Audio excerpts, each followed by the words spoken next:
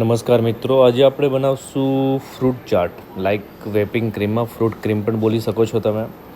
અને તમે તમારા મનગમતા ફ્રૂટ લઈ શકો છો કોઈ પણ. અને એક ખાલી ક્રીમની જરૂર છે, જે વેપિંગ ક્રીમ જે ફ્રૂટ માટે સ્પેશિયલી યુઝ કરવા માટે તમને તમારા નજીકના કોઈ પણ સુપર માર્કેટમાં, ગ્રોસરી સ્ટોરમાં આસાનીથી મળી જશે.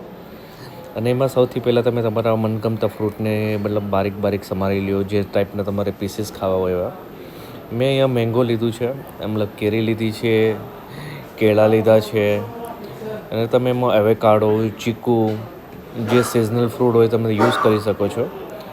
મેં જો કે અહીંયા મેંગોનો યુઝ કર્યો છે વધારે, કારણ કે અત્યારે સિઝન ચાલુ થઈ ગઈ છે તો મારી પાસે અહીંયા કેરી અવેલેબલ હતી. કેન્યાની કેરી છે, આટલી મીઠી તો નથી હોતી, પરંતુ ચાલો ઓકે, આપણો એક ટેસ્ટ તો મેંગોનો આવશે ને કરીને મેં મેંગો લીધી છે. ઘણા લોકો જે ડાયટ ફોલો કરતા હોય છે એમને ચાલો એમના માટે લો ફેટવાળું પણ ક્રીમ મળતું હોય છે માર્કેટમાં. મને એકચ્યુઅલીમાં ફેમિલીમાં બધા લોકો લાઈક નથી કરતા મારે, તો લો ફેટવાળું ન મળ્યું અને મેં છેલ્લે આજે નોર્મલવાળું જે ક્રીમ યુઝ કર્યું છે ફ્રૂટનું.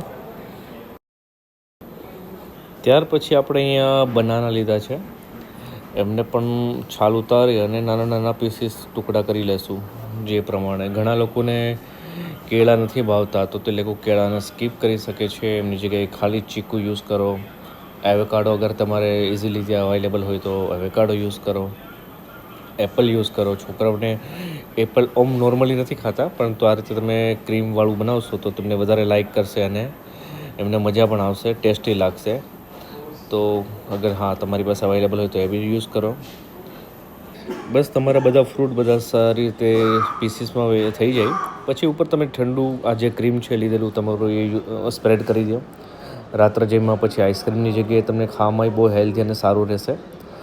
અને પ્લીઝ મારી ચેનલને તમે લાઇક, સબસ્ક્રાઈબ અને સપોર્ટ કરજો. Thank you so much for watching my video.